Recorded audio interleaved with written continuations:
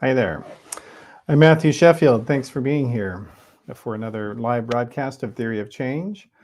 We are streaming on Twitter and YouTube and Facebook, so please do share on whatever network you're watching, retweet it or post it on your Facebook, etc., so we can get as many people into the stream here as we can.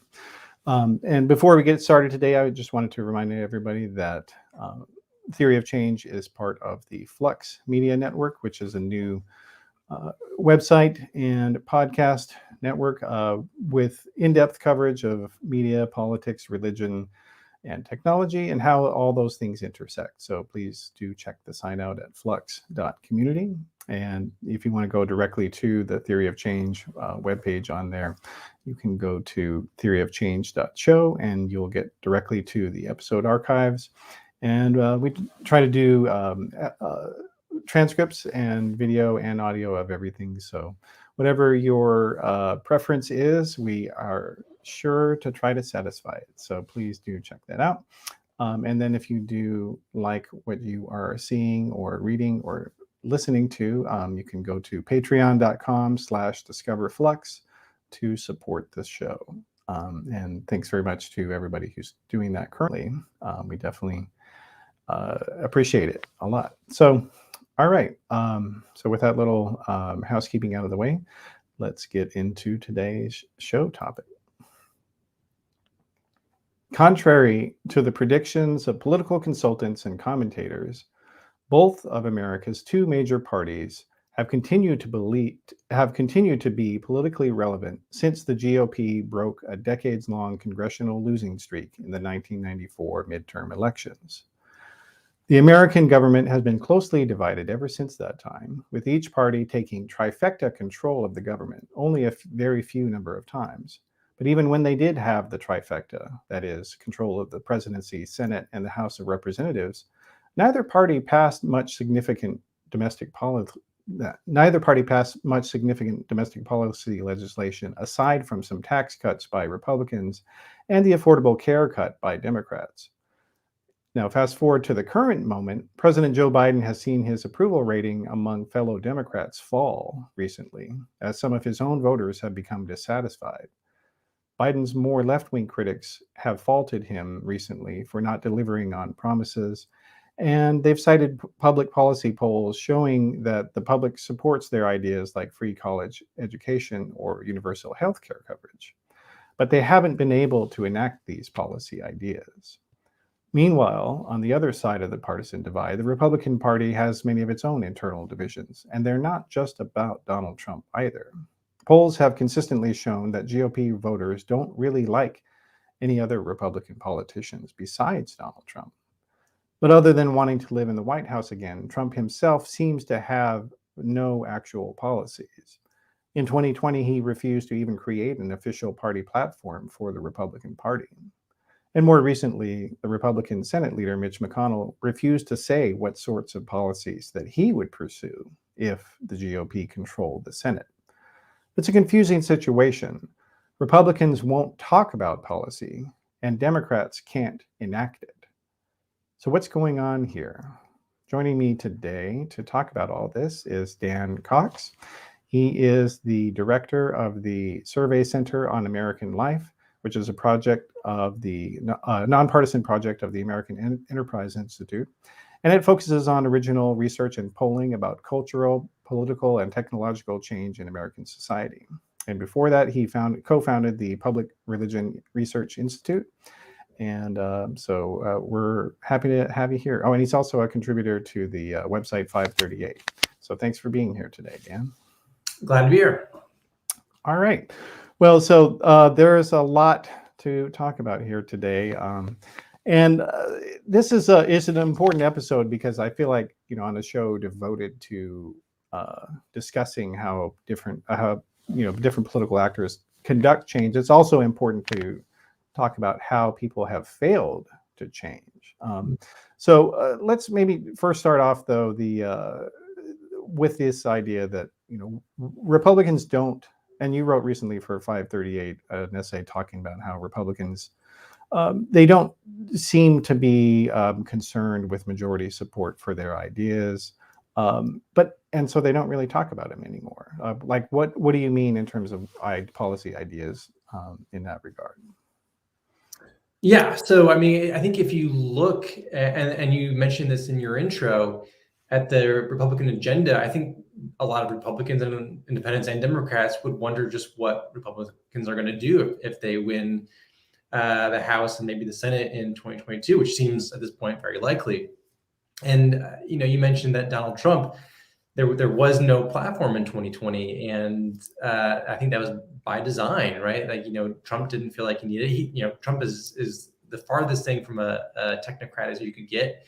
He very little interest in the nuances of public policy, and the only thing that the party seems to agree on, other than trying to overturn Obamacare, is enacting tax cuts, and which they did. But there's only so much so many times you can do that. So what else is the sort of far-reaching goal of the party? And I think that's a big question. Yeah. Well, at the same time, though, like the activists who form the core of the Republican Party in terms of like the people who run the campaigns, who write the materials, who knock on the doors, like they do have ideas, but they don't seem to be rather popular, whether it's healthcare or some of the other areas. I mean, you want to talk about that a little bit in terms of because that's something you've written about recently in that piece. Yeah, well, I mean, I think if you look at what animates the GOP now, it's not policy debates, certainly not things around Social Security or Medicare, healthcare, really, right? It's cultural stuff. You think during the Trump administration, all the outrage around Colin Kaepernick not standing for the Pledge of Allegiance, right? Now it's critical race theory. These are these sort of cultural wedge issues have really come to dominate what the activists are concerned about and talking about. And I think that it's really asymmetric in terms of what liberals and Democrats are talking about, and like the things that they're interested in. You think about climate change, racial inequality, economic inequality, whatever. Like there's a whole laundry list of stuff, and Republicans are not engaged on that for the most part. I mean, I think there's a couple exceptions. So like abortion is going to be huge this year with the Supreme Court ruling on it, which could be seismic in its political effects, let alone for the effects on the healthcare system and decisions for many women. And one of the things that we've seen in the past, whether you're talking about abortion or same-sex marriage, is that it has pretty consistently animated conservatives a lot more than liberals, right? So if you ask about how much you care about this issue, right, the saliency question, which we don't honestly ask enough in polling, right? We ask about where you stand on these issues, and we get people to share how they feel about these things, but we don't even ask how much they actually care about it, or at least we don't do it enough. And conservatives consistently rate these things as more important, right? They're more animated, their activists care about it. That's true with guns as well. Yeah, we'll see. Yeah, and guns is another big issue for that. Yeah, and well, but at the same time, like the people who, again, like there are tons of organizations, primarily in DC, but not just in DC, but like that are out there. They want to, privatize Social Security. They want to eliminate the Department of Education. And they have conferences, and like they get millions and millions of dollars to push these ideas, but the Republican Party doesn't want to campaign on them, it seems like. And so and people sometimes ask me why does that happen, and I guess I'll ask you that. Why does the Republican Party seem to focus on more cultural controversies than policies, would you say? Oh, I mean, I think the perception, which is I think somewhat based in reality, is that culture is an area where they are the playing field's tilted against them, right? If you look at all the changes over the last 20 and 30 years, it's been kind of a consistent march towards more liberal positions on a whole range of sexuality issues. If you think about premarital sex, same-sex marriage, Mhm. All these things where, or other things, right? Like marijuana legalization, it's been trending in a more liberal direction. And I think this is, happening on college campuses too, right? And in businesses where you see that, Generation Z and millennials kind of trying to get changes implemented, whether it's transgender issues, a whole variety of things. And so I think there's this perception, and I think it's right among conservatives, that a lot of the culture is kind of stacked against them. And so you see them really, really aggressively trying to push back on these things. Mhm. Yeah, I think there's definitely a component of that. And one other thing that I think within academic political science, there's been a number of really interesting studies that have come out in recent years looking at politics not as a left and right concern, but as an X and Y concern. So I've got up on the screen.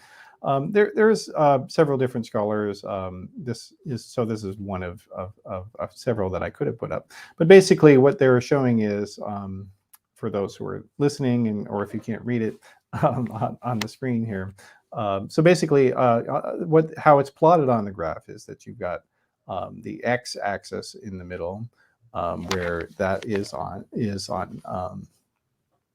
basically what you want to do with the size of government and spending and things like that.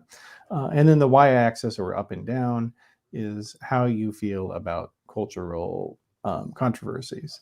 And the research that's come out has been pretty consistent, showing that a pretty large number of Republicans have economically liberal views, and then a pretty large number of Democrats have viewpoints that are socially conservative. And so that's, I think, is a huge component of why Republican politicians talk about this stuff a lot more, because if you look on the economic side of things, there are very few people in the independents who are the beige on there.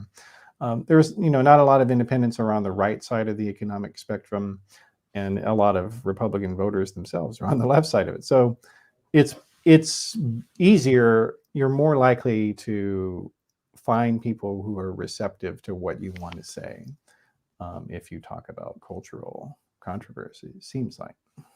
I mean, what do you think of all that research? I'm sure you've seen it. Yeah, no, I mean, I agree with it. I think we probably do ourselves a disservice by using labels like conservative and liberal so often, even in polling. Whether you have a 5-point scale, a 7-point scale, is that a lot of folks, don't really understand the labels, right? You certainly get a fair number of African American voters identifying themselves as conservative because they see themselves, and they're theologically conservative. A lot of them belong to more conservative denominations, and that's kind of how they see themselves. But if you look at their views on a whole range of economic policies, they are pretty consistently liberal and kind of mainstream Democratic. So yeah, I mean, people sort of have different valences when they think about these labels. And for a long time, I think the liberal label carried some baggage, and so you had people who had ostensibly were liberal but didn't want to accept the label, and then so you had the progressive label come in, and now you're seeing younger people, I think, more likely to adopt that. But yeah, no, I think there's a lot of truth in there, and I think to the extent that we don't capture that, in our polling and we talk about it, and when we're debating this stuff, we can't tell the complete story. Yeah. Well, and it's and I guess that's a consistent thing that I've been thinking about a lot lately, is that people in the news media had kind of they've given, to some degree, I think they gave people the wrong impression of what polling can do and what it can teach you. And people just thought, oh yeah, it will tell us exactly the margin of victory of candidate X or issue Y.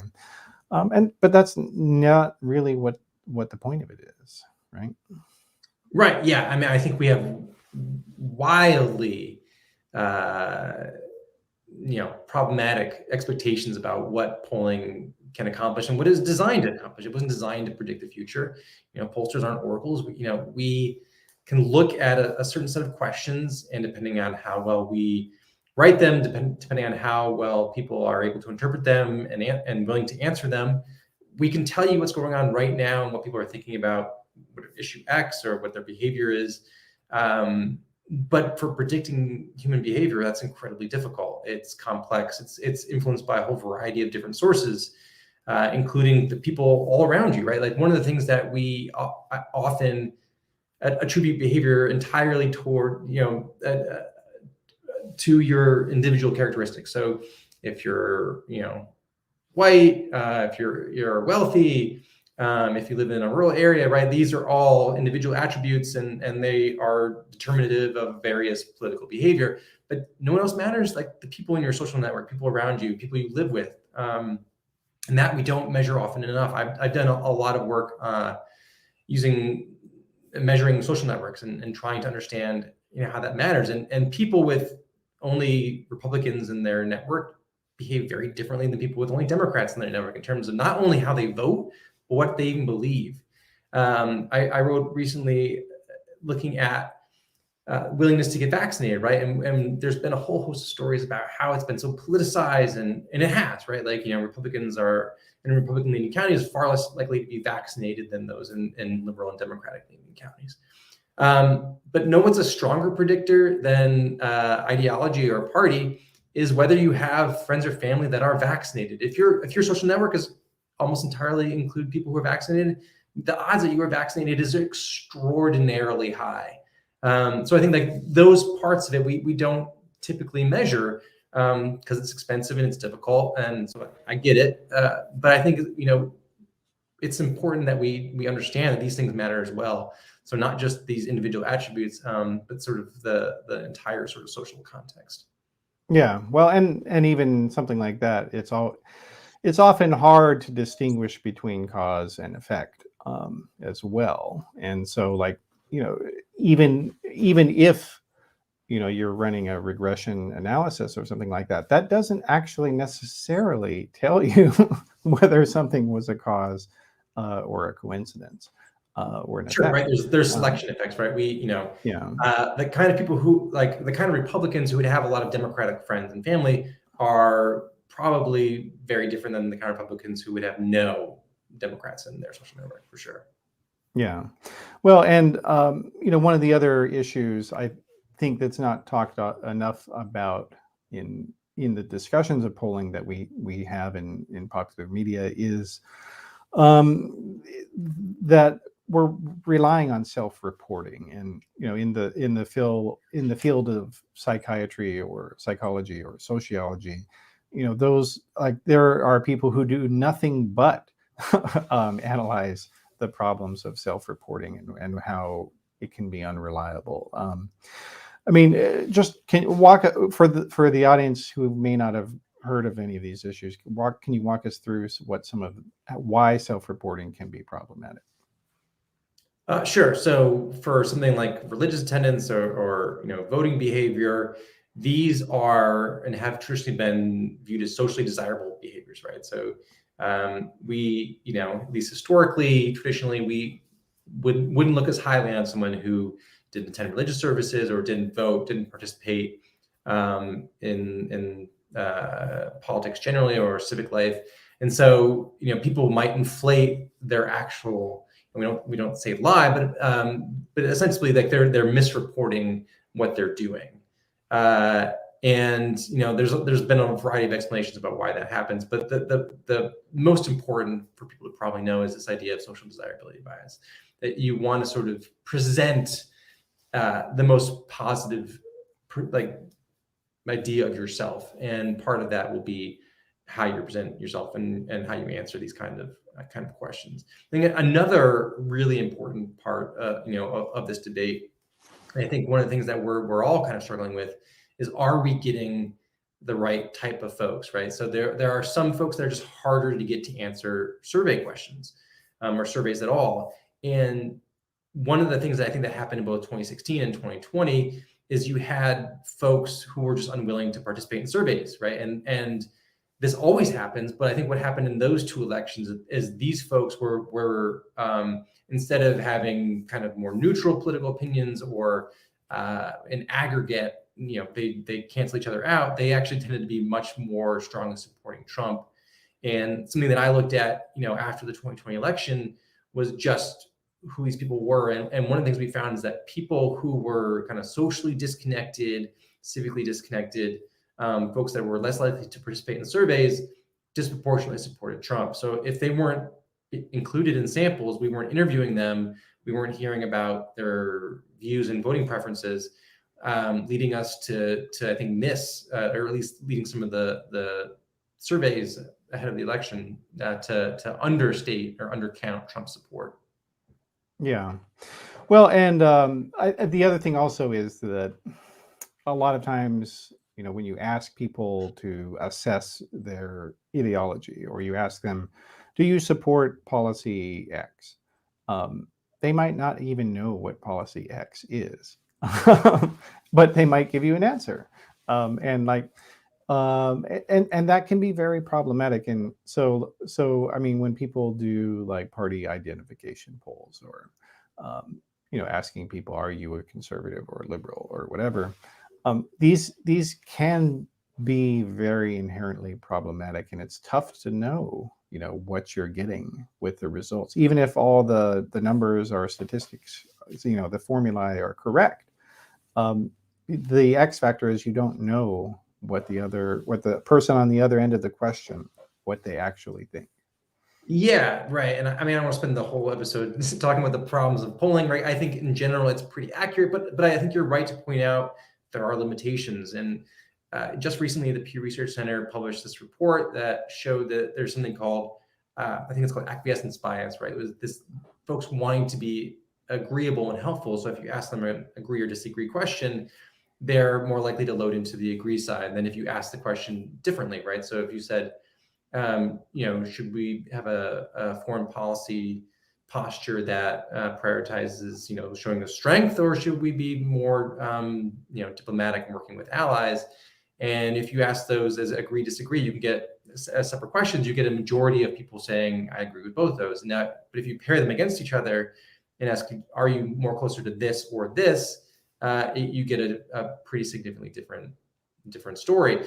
And so I think, yeah, that's important. And the other thing that I almost always tell people when you're looking at any poll is don't look at it in isolation. You should try to the best of your ability to sort of see what else is out there on it. Like if you're looking at questions on abortion, what else has been asked, about this issue, and a lot has. So you can get sort of the broader context of survey results.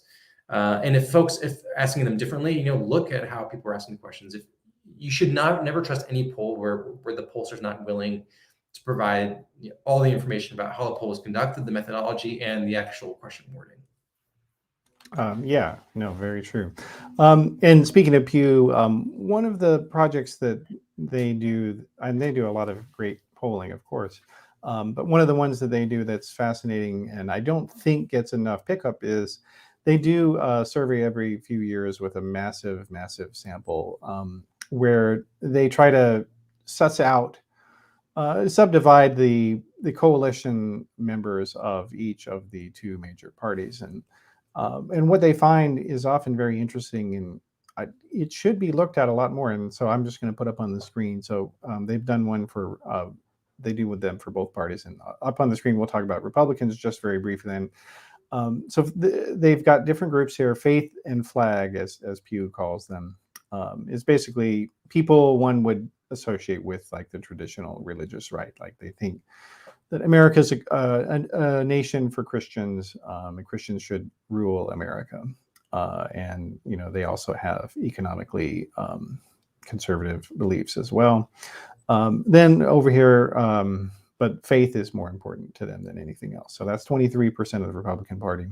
And 15% of the Republican Party is committed conservatives. Those are people who are more like, let's say, Mitt Romney or Liz Cheney, people who are focused mostly on government waste, but they have some culturally conservative viewpoints as well. And then below that, there's populist right, 23%. Those are people who tend to be very skeptical of corporations, businesses. They want more regulations. But they and so they have generally left of center economic viewpoints, but they like the Republicans' stances on abortion or on same-sex marriage or transgender rights. And then we've got 18% ambivalent right. Those are people who, generally speaking, they're just barely Republicans. They tend to be more like libertarian-oriented, moderate libertarians. And then that's 18%. And then we got stress sideliners, which is people who don't have a lot of interest in politics. They just don't pay attention to it a lot. So that's the Republican side. And then over here on the Democratic side, we've got, and what's different, and I'm going to just show it very quickly here. So for Republicans, faith and flag, those are people who are, have pretty far right economic ideas and religious social conservative ideas. And committed conservatives, so the people who have strongly ideological viewpoints in the Republican Party are, in the Pew data, is about, a very, very large number. We've got 38% of the Republican Party has very strong ideological preferences. Whereas if you look on the Democratic side of the aisle, the people who are the most ideological are the progressive left. Those are people who are Bernie Sanders hardcore devotees. That's only 12%. And then you've got establishment liberals. They tend to be more moderate on a lot of economic questions, or sometimes even some conservative views. And then you've got Democratic mainstays. These are people that have liberal economic viewpoints, but more conservative or moderate social views. And then you've got outsider left. And I'll put links up to all the different groups so people can get the details on it. But these are what's been interesting in watching the interplay within the Democratic Party as Joe Biden came into office, is that it seems like a lot of progressive activists seem to overstate just how big they are within the party. Would you say that? Yeah, I mean, I think there is a healthy center in the Democratic Party, and people like Joe Biden, that's where he's been for most of his career. Now he's moved pretty significantly to the left, which I think is often not acknowledged, particularly on the left. If you look where he was in 2008 when he was Barack Obama's running mate, his views were considerably more to the right, more to the center, and the whole party, the whole Democratic Party has moved to the left. And one of the things that's really interesting is, for a time, and this is a theory that I bought into as well, is that we talk about asymmetric polarization, where the Republican Party had moved further to the right than the Democratic Party had moved to the left. I think that's just not true anymore, right? I think we're seeing both parties kind of move away from the center. I would say Biden is a more moderate candidate, and I think the Democratic Party is more effective in putting the people it perceives as most electable, and that tends to be moderates. And the GOP, I think, does not have the same kind of control.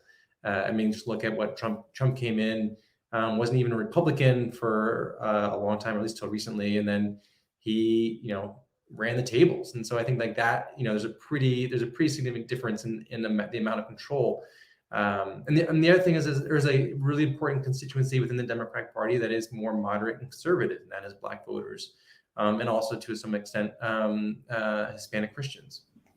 Yeah, well, and that's who the Democratic mainstay group largely is in the Pew data. That there are people, who who don't support transgender rights, for instance, or may not even currently support same-sex marriage or things like that, or may want to see abortion restricted, or in various ways. Right. And I think there's important cross pressures among some of these communities too. If you look at the African American community, and particularly Black Protestants, on a lot of these issues, whether it was gay rights, transgender issues. They've been less supportive historically. They were probably the last group in the Democratic coalition to come around on same-sex marriage, and there's still some significant opposition there. When you look among Hispanic voters who have traditionally been a little more Democratic leaning, that's changing. Abortion, right? If you look at Hispanic Protestants and Hispanic Catholics, they were far less supportive of legal abortion than the sort of mainstream Democratic voters. And so some of these folks, while they were very supportive of the economic policies of the Democratic Party on some of these important cultural questions, there was some tension there. And I think that has actually helped the Democratic Party from moving too far to the left, although I think certainly some people would say that they have been on certain questions. But I do think that both parties have an activist base that try to pull them to the polls, and to the extent that they're successful, they try to stay rooted in more towards the center to appeal to the largest number of voters as possible. Yeah, well, and I think one area where there is an asymmetry is that when you look at the media that is produced by the activist left and the activist right, generally speaking, the activist right is trying to persuade other Republicans to their ideas. Like that's what they do with their media. That's what talk radio is for, is to say, like this, this constant, cancellation attempts of moderate Republicans. They're always going after the rhinos, Republican in name only. You're not a real Republican unless you're, a reactionary or a conservative Republican. Like that's what the bulk of the ideological content of, more right of center media is. Whereas on the left of center, it's tending to be more, the activist left talks to itself. They don't talk to the rest of the Democratic Party. They're making this stuff for themselves. So, like using different terminologies than right. than the Democratic, like this whole Latinx thing, or even this idea that a lot of Democratic activists, progressive activists, didn't seem to understand that Black voters actually did like Joe Biden in 2020. They couldn't believe it. They wouldn't believe it. They wouldn't accept it. Yeah, and I think when you think about the ideologies of both parties, it is complicated, and I think one of the problematic things that's happening right now on the right is conservatism is become associated with loyalty to Trump. So what Trump espouses becomes conservative orthodoxy, even when it's not consistent with what most of us would consider conservative ideology. And there's this recent paper by Dan Hopkins and Hans Knoll that finds GOP activists are basing their perceptions of conservatism of various legislators on how closely they are aligned to Trump. So you have some very conservative members like Liz Cheney or Pat Toomey from Pennsylvania who are viewed as being more ideologically squishy. But if you look at their voting behavior and their records, they are nothing if not very conservative. But Trump has redefined what conservatism means. Yeah, no, he has. And well, and I guess that does go to another point, and that is that a lot of, because Trump doesn't really talk about policies that much. The only thing he talks about now is the 2020 election, pretty much. So these are not policies. This is the rise of identity, that to support Trump isn't to agree with his policy position, because he doesn't have any. It's to see him as your friend, kind of, in a lot of ways. And now you've done some interesting research on the idea of friendship as within American society, and in particular in regards to male friendship. And I think that may play a role in terms of why people regard Trump as he's their friend, he's their guy that they want to have a joke with, and have a beer with, or whatever. Can you tell us a little bit about some of what you've been researching? Yeah, and I think this does. It connects to a lot of our politics, if not directly, but I think importantly in indirect ways. So when I see people sort of saying, oh, we don't understand why, but on the left saying we don't understand why Joe Biden's not more popular. Look at all the stuff he's done. Look at the recent jobs report. He should be kind of cruising and not stuck around low 40s in terms of his job approval. And I think, there's some sense of like, well, what's going on? Why are people so miserable? And certainly the pandemic is playing a large role. But I think also the decline in social capital is really, really important. If you look at what makes people happy, it's not having their preferred policies passed. It's, certainly, money matters, but also, the amount of social support that you have, the social solidarity you feel among people that your neighbors, people at your church or congregation. Being married is associated with greater feelings of satisfaction and happiness. And we know the marriage rate's declining, civic engagement's declining, participation in a whole variety of religious services was declining well before the pandemic started. So we know there's all these things that are happening. And in a report that I released a few months ago, we looked at the education divide, and what's happening is that folks without a college degree are suffering far more than those with a college degree. And these are the folks that are becoming more likely to be supportive of Trump, right? Now, what do you mean by suffering? Is kind of crumbling around them, and can you define what you mean by suffering, though? Just so for feelings of loneliness. If you look at drug use, the inability to hold down a job, right? All these things that sort of connect us to civil society. They are, for whatever reason, no longer attached to. And in fact, Obama's sort of famous gaffe where he says, folks without a college degree cling to their guns and religion. Well, actually, it's the college-educated folks that are, more likely to be attached to religion. If you look at membership rates of religious congregations, it's the non-college folks that have seen the most precipitous decline, not the college-educated folks. So again, you have all these things that are pressuring, not just economic pressure, but social pressure as well, that they look around and they just feel it viscerally, like, my life's not going that well. Or they feel abandoned. Yeah, for sure. Right. They feel economically abandoned, that the institutions that they used to find support, whether they were, unions or religious organizations or civic organizations in their society, are no longer there either, or at least not in the same way that they were. Yeah, here's an interesting paradox is that, to some degree, I think you could argue that the conservative takeover of the Republican Party, it also made it less likely that the Republican Party would stand up for the interest of the people who voted for it in terms of healthcare or Social Security, or the minimum wage. So in the past, Republicans and Democrats both kind of, agreed to some degree or another on the minimum wage, for instance, in terms of the parties. And when you look at the voters, the Republican voters still haven't changed. They still would like to have a higher minimum wage, but they're not getting it. And so that's what is interesting about the rise of Trump is that Trump, people forget that in 2016, Donald Trump said, I support raising the minimum wage. I support, Canadian healthcare. He said that several times. And so a lot of Republican voters, or, let's say Republican leaning voters, they saw that and were like, finally, here's somebody who's going to talk about what I want the Republican Party to do. And that was how Trump won the primaries. And everybody on the activist, more conservative side was like, oh, no way. That's never going to happen. Republican voters won't go for it. But they were wrong.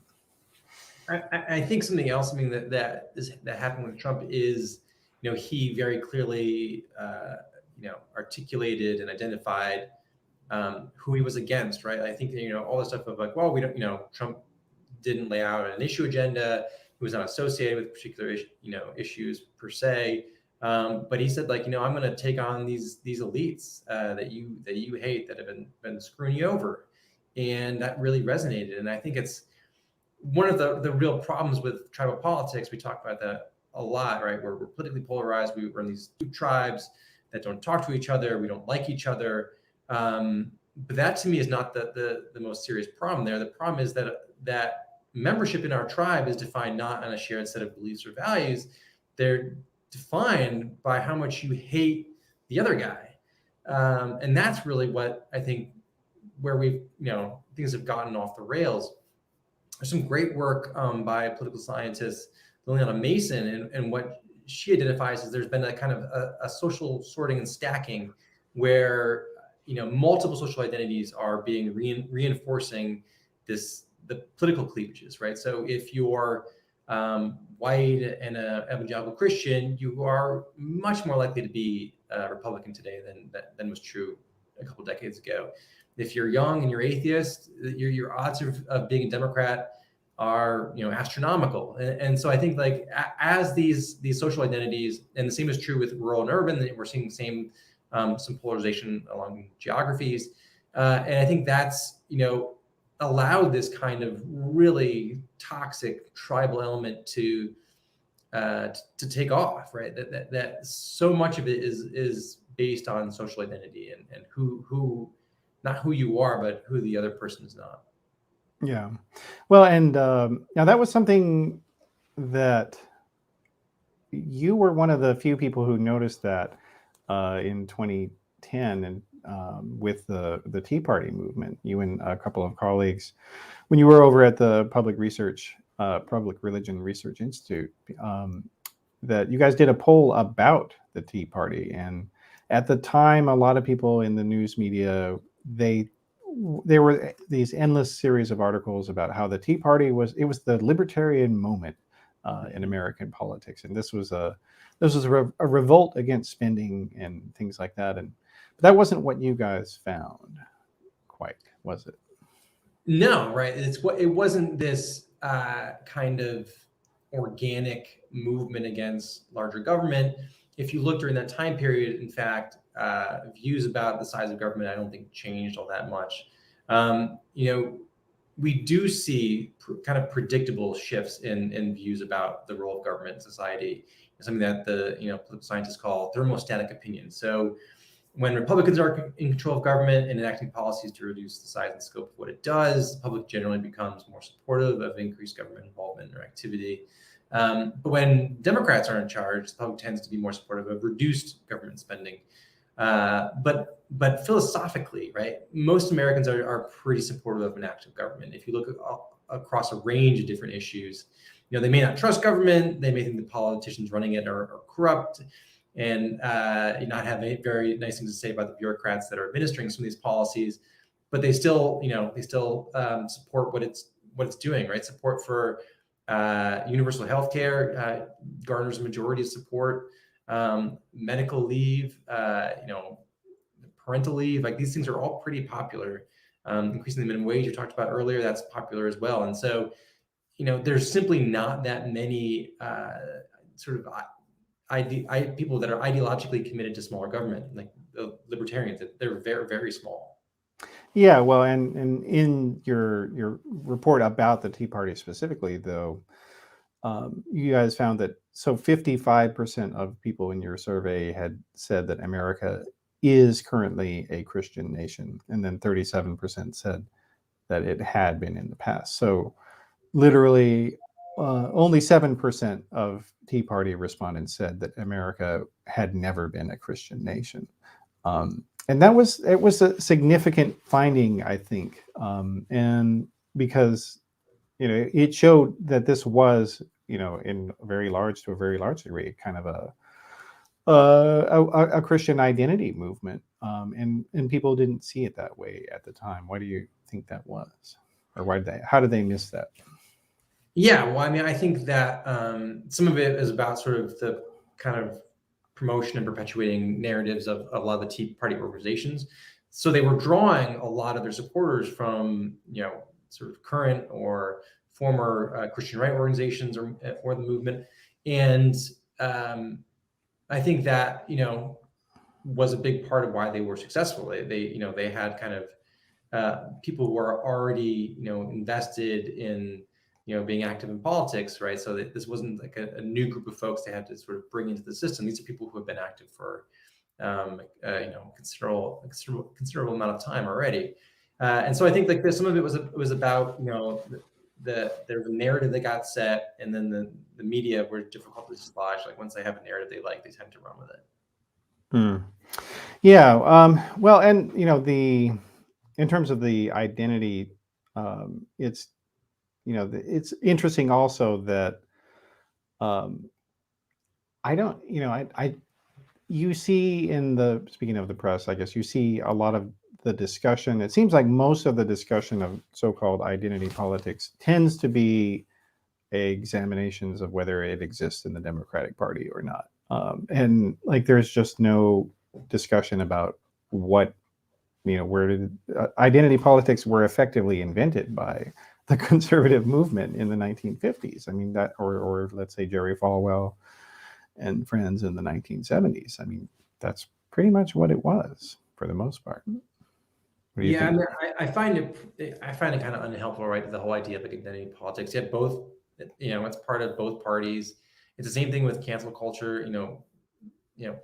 Both sides do it, and they just don't like it when their side's canceled and the other side's not. And so, yeah, I think in terms of our political debates, like something that'd be much more helpful is trying to get underneath some of this stuff, right? Like it's the same thing about with critical race theory, right? Where if you get underneath it and look at some of the ideas, right, like you could actually get to a place where, wow, there's actually some consensus here. Same thing with sort of free speech, right? The majority of Americans are concerned about free speech and support a whole variety of different free speech protections. And when it comes to teaching race in schools, yeah, a poll we conducted in the fall found, overwhelming majority of Americans support teaching that the Civil War was fought over slavery, the negative treatment of indigenous peoples by the federal government, Japanese internment, all this sort of, the sort of darker parts of American history, Americans are supportive of students learning about. And, the areas where there is some disagreement, they tend to be sort of newer ideas. So like the idea of white privilege, that engenders a lot of division. And it's not even a majority of Democrats who support that. So I think that, again, for the sort of the basic stuff, again, there's a lot of areas of agreement and commonality. And if we can sort of cut through that stuff, I know actually a lot of politicians don't want to because they're using it to their advantage, and a lot of media people don't want to either because it gets them viewers. But like I think like in terms of like solving policy debates, right? We could do that a lot more effectively if we could just sort of come to the table and sort of say, let's break this down and see what we're actually talking about here. And that's one of the reasons we didn't ask about critical race theory in that poll, because people don't know what it is. And there's so many misconceptions about it. But when you ask about some of the constituent parts or the underlying ideas about how we treat race and how we teach about it, you do find a fair amount of agreement. Yeah, well, and that goes to the problem of self-reporting, that you have to understand the question, and the questioner has to understand you, and it's difficult. And but it does go to a larger issue, and that is that when you look at, the biggest major social change that happened in the United States in since the civil rights movement and bills of the 1960s was the movement for legalizing same-sex marriage. I mean, that was such a significant and important movement, and yet I feel like in the political analysis and punditry business, people don't talk about it enough, and especially if you're a progressive, you should be looking at that as a model, because when they got started, the Democratic Party was terrified of this issue. They did not want to touch it. They told gay rights activists to go away and don't ruin their prospects. But what they did instead was that they built a case for marriage equality from a variety of perspectives. So whether they didn't demand that you accept everything one particular way. So in other words, they didn't care if you thought that there was a religious reason to support same-sex marriage. They didn't care if you thought there was an economic reason to support it, or they didn't care, whatever motivation you wanted to have, they were fine with it. And that's why they won ultimately. Yeah, I actually wrote about this a while ago, and the basic argument I have was that it's not replicable, right? Like the coalition and the strategies that allowed the same-sex marriage advocates to succeed. If you're looking at abortion or immigration reform, they're just not, the lessons aren't really transferable. For one, is the idea that so many people know someone who's gay or lesbian.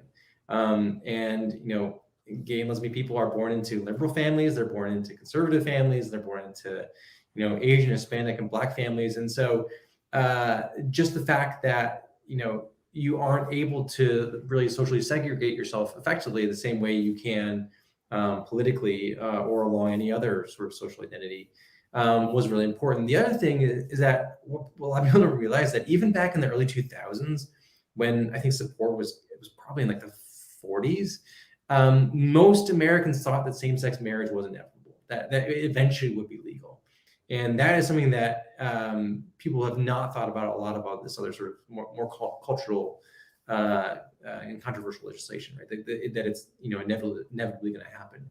And so I think there's a lot of there were sort of unique instances that the same-sex marriage, the pro same-sex marriage advocates had that I think other activists, on either side on some of their issues don't have.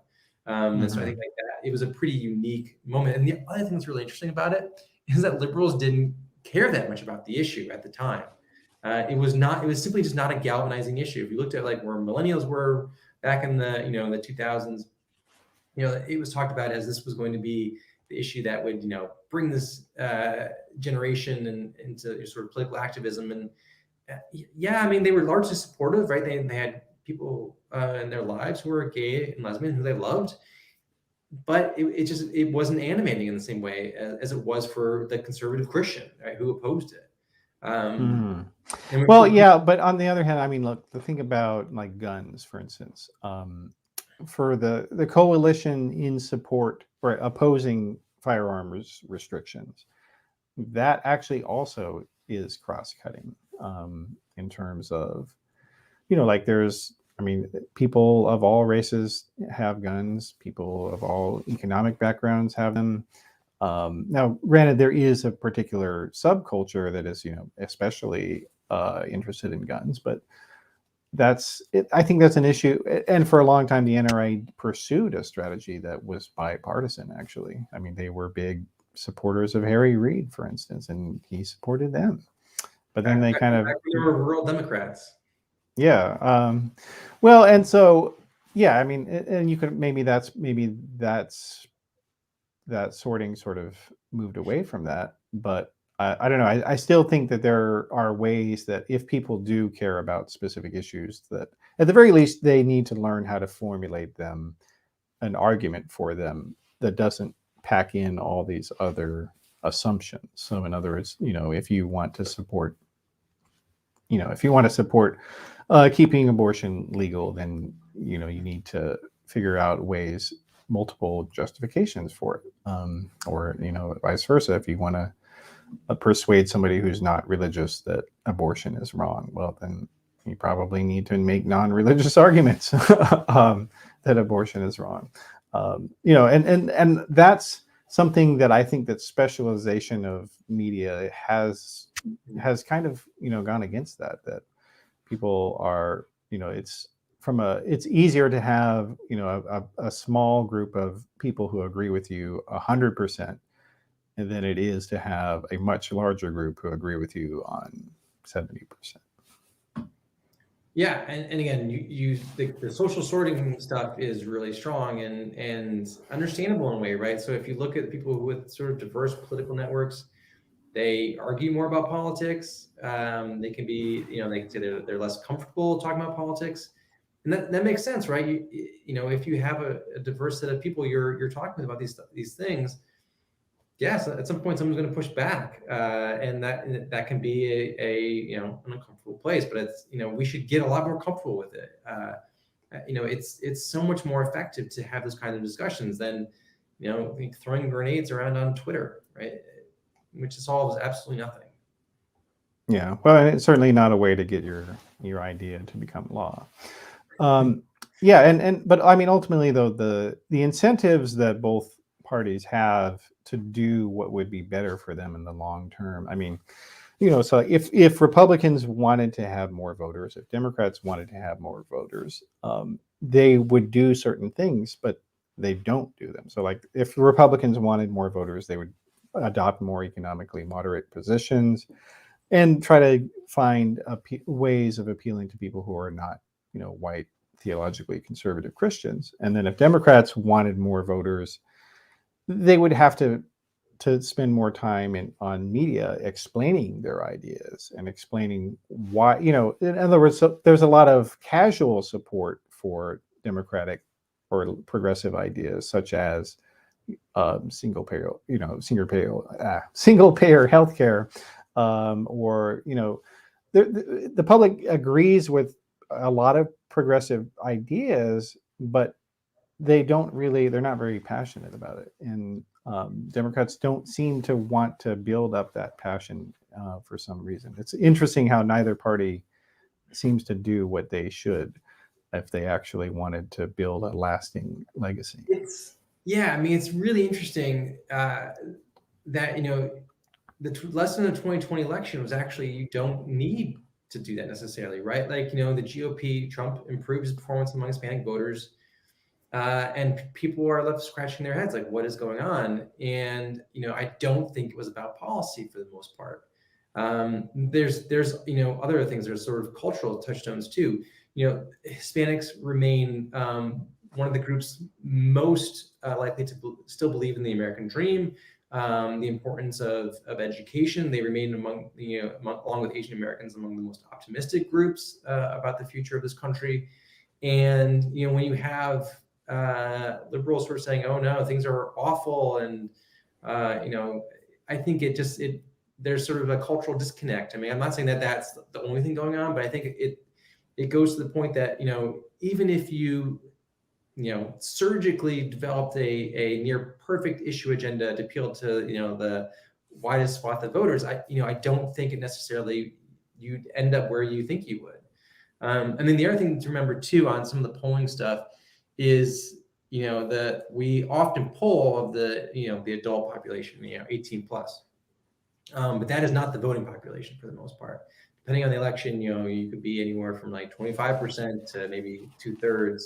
And there's been some analysts on the left that have actually noted that when you look at issues, when people are voting for issues on referenda, that it generally gets a lot lower support than the polling results show, even when you're polling voters. And this happened, I think most memorably on Proposition 8, right? That I think it was the California Proposition 2, 2008, to ban same-sex marriage or write it into the state constitution, and it failed, or rather, it supported so that it was adopted, despite the fact that polling showed most Californians wanted same-sex marriage legal. And so there was that, there's that sort of differences there that I think are notable. Yeah, well, and then it's also a question of how, I mean, it's possible that those polls were correct in terms of who supported it, but in terms of the intensity, the people who were against Proposition 8 may not have cared that much about it. And so, these are all questions that, and to be honest, it is a bigger problem for Democrats than Republicans, that Republican voters tend to be more engaged in politics, more interested in it, more entertained by it, whereas Democratic voters see politics, except for that small percentage of progressive left people that I talked about, they tend not to follow politics as much as Republican voters. And so there's, it's interesting that they focus so much, Democrats focus a lot on, well, we need to make voting easier. And they do it because they presume that, well, the people who aren't voting agree with us. But at the same time, they're not trying to say, well, okay, well, let's say you could vote, you had no problem with voting, why don't you? Like, they never go to that question of, well, how come you're not showing up? Because the reality is that, in a lot of states, I mean, even with all the fewer restrictions on voting and participation in 2020, there were still tens of millions of people who decided not to vote. Yeah, right. And, there's been some research that has been shown that, regardless of, who votes, right? If you increase voting by 10%, 20%, it doesn't necessarily advantage one particular party. I think there's this idea that when more people vote, Democrats do better. Not But necessarily true. Yeah. right, that's not necessarily true. And I think it's increasingly likely to be maybe more advantageous to the Republican Party if a lot of these more disconnected voters, who supported Trump, right? They were not, hardcore Republicans, but they were kind of disaffected and they support Trump. If they stay there, if they sort of stay Republican leaning, and if the party continues to attract sort of the non-college folks who are not as likely to be regular voters, then making voting easier may actually help increase the number of Republican votes. So it's the story is anything but clear. Yeah, well, and I mean, for a long time, historically, people who, in most states, people who did absentee voting were Republicans, but they were more likely to use it than Democrats. And so, yeah, like these questions tend to not, but they don't really get discussed a lot. It's like there's just this blanket assumption by both parties that if these laws are passed, that it will help Democrats, or these other ones are passed, it'll help Republicans. But it's just not necessarily true.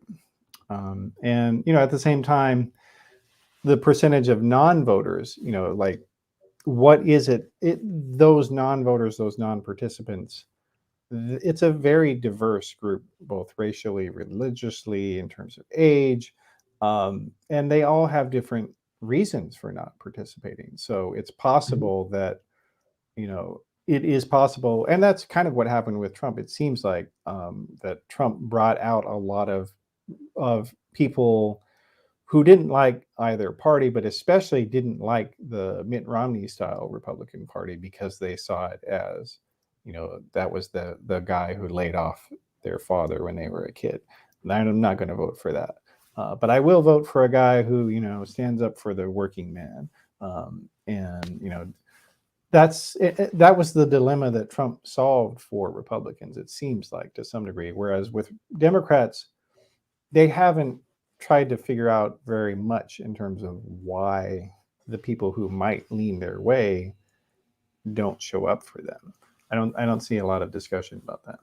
Yeah, I mean, I think the biggest thing that Democrats realize is that actually you need white voters, right? Like there's been a number of scholars or activists that I think viewed Obama's election as a kind of a tipping point where, the coalition of the ascendant, where, Black and brown voters, non-religious voters, young voters, women voters, college-educated voters would push them past the finish line, and they could kind of ignore the white working class voters that were a mainstay of Bill Clinton's coalitions.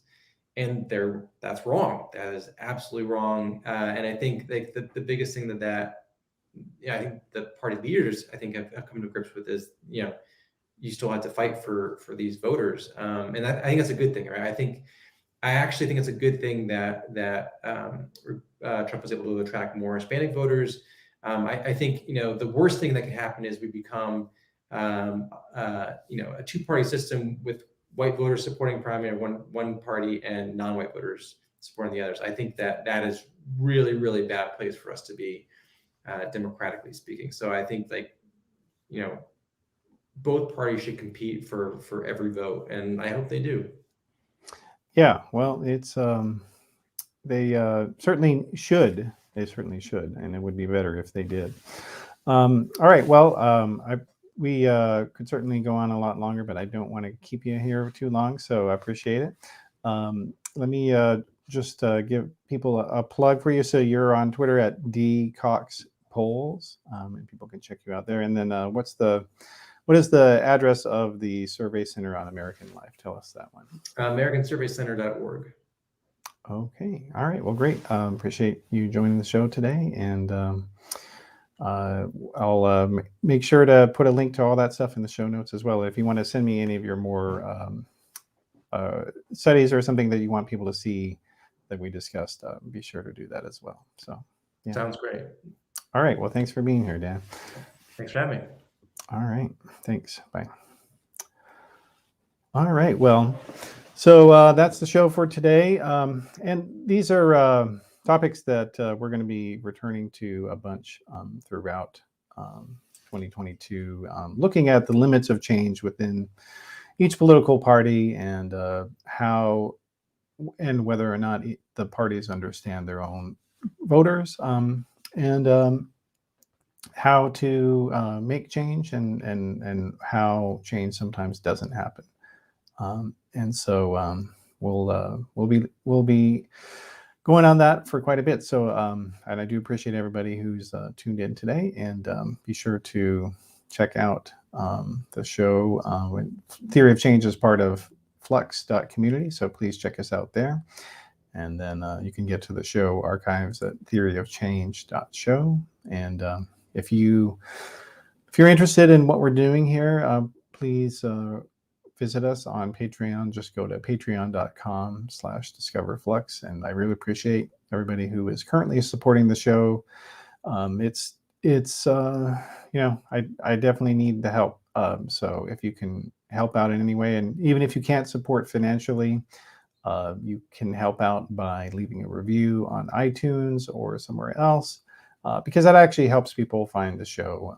It lets those platforms know that people are watching it and enjoying it. So I do appreciate that if you can do that as well. So anyway, that is the program for today. And thank you for being here. And we'll be back next week. Thanks.